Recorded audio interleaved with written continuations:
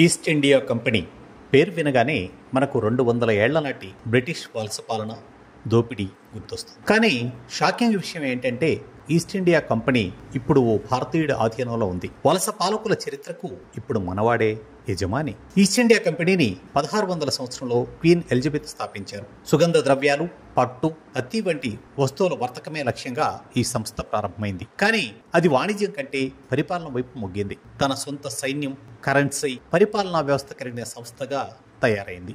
భారతదేశాన్ని 100 ఏళ్ల పాటు పాలించింది.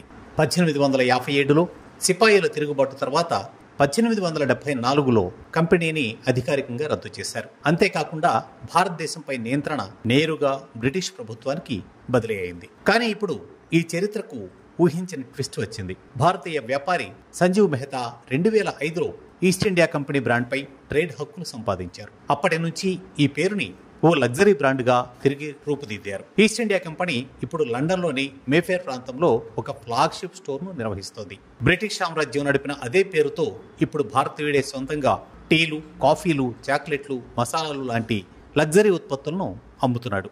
ఇది కేవలం వ్యాపార విజయం కాదు, ఇది చరిత్రపై ఓ సింబాలిక్ కంట్రోల్.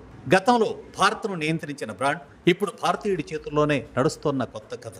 సంజీవ్ మెహతా మాటల్లోనే చెప్పాలంటే వాళ్ళు మన దేశాన్ని నాశనం చేశారు, కానీ అదే పేరుతో మనం ప్రపంచానికి మంచి ఉత్పత్తులు ఇవ్వడం గర్వకారణం అంటారు ఆయన. కాలం ఎలా మారుతుందో చెప్పేందుకు ఇదే ఉదాహరణ. వలస పాలకుల హక్కులపై ఇప్పుడు మనవాడే యజమాని. ఒకప్పుడు భారతదేశాన్ని కబళించిన కంపెనీ ఇప్పుడు భారతీయుడే నడుపుతుండడం ఒక చరిత్ర తిరుగుబాటు లాంటిదే కదా. ఈస్ట్ ఇండియా కంపెనీ ఇప్పుడు మనవాడిది. చరిత్రకు రివర్స్ గేర్ వేసిన భారతీయుడు సంజీవ్ మెహతా.